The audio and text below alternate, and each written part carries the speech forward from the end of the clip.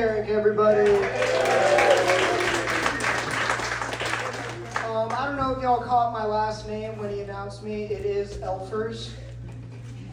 You can laugh. And I am roughly the size of one. That's not lost on me.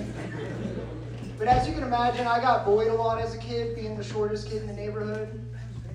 But now I've gotten older. I don't think I deserved it, but I do think it was justified. Because if there was a kid in the neighborhood named John Dorfman, and he was any smaller than me, I would have beat the fuck out of that kid every day of my life. But I was the smallest and most whimsical, so I didn't stand a chance. A few fun facts about me. I grew up in South Florida. That's a good response. Somebody wooed at the last show, and I was like, stop, right there. But they don't do whimsical. They do meth, okay? But I figured it out, guys. There is a hack to bullying. Works every time, 100% of the time, guaranteed, foolproof. And that is if you turn it into your kink. Hear me out. If a bully is bullying you, they realize they're turning you on, they're probably going to stop. But if they keep going, they're going to make you come. We call that a win-win in the getting bullied business. Either you stop or you come. Oh no! What am I going to do?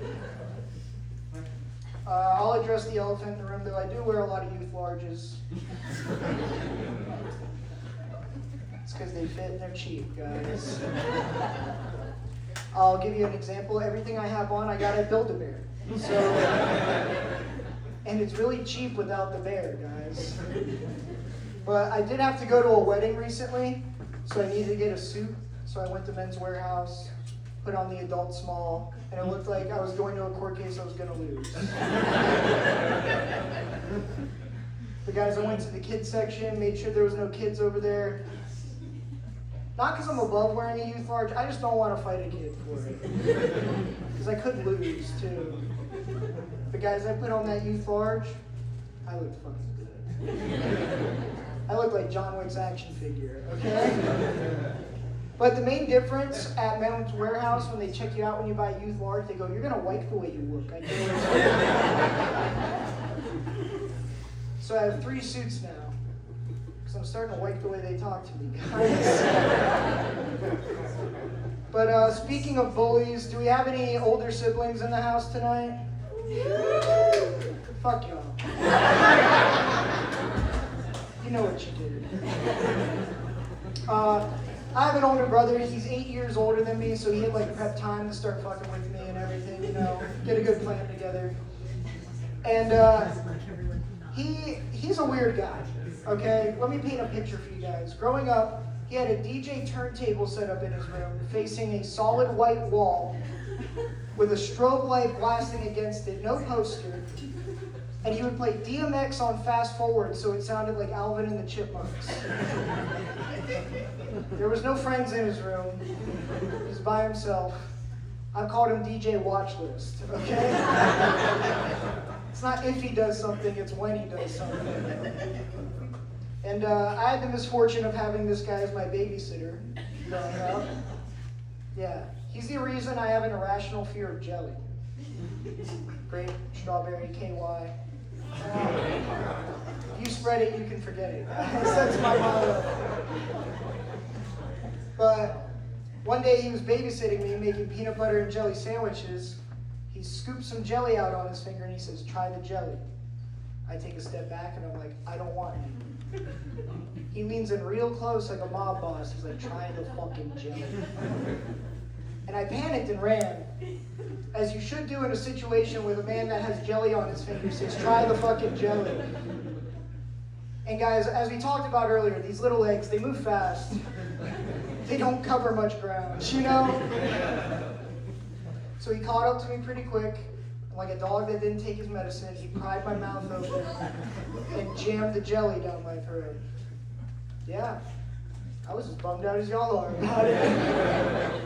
But that's not the worst part. That's what I thought fingering was till high school. Imagine my surprise where I hear friends bragging about it on the bus. I'm like, why the fuck would you do that to somebody?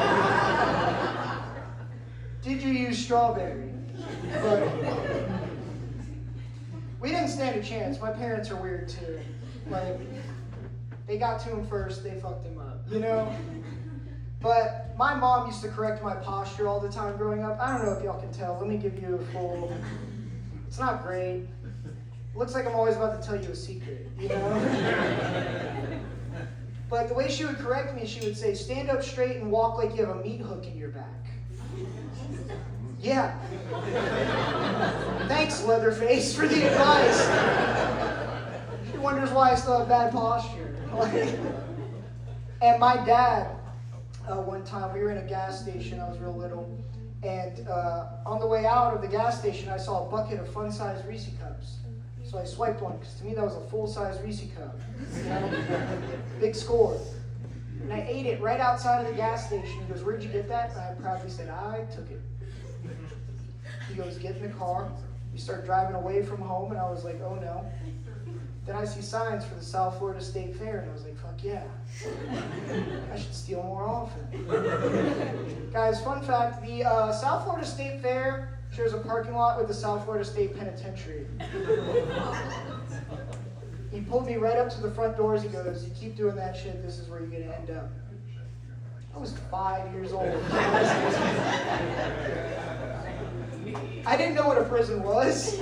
I thought that side of the fair looked like less fun than this side of the fair. That's all I knew. And how fucked up is it that they have a fair that goes on year-round across the street from a prison? It's visible from their cells, guys. They can see it. The epitome of freedom is right there. It's like a sick motivation tactic. But then I thought about it and I was like, to them it's probably more like a job fair when they get out, you know? Oh, so nobody likes second chances. Okay. All right. Some of y'all were like, they deserve to be in there. Oh, man. But I also realized my dad was really weird during the hurricane.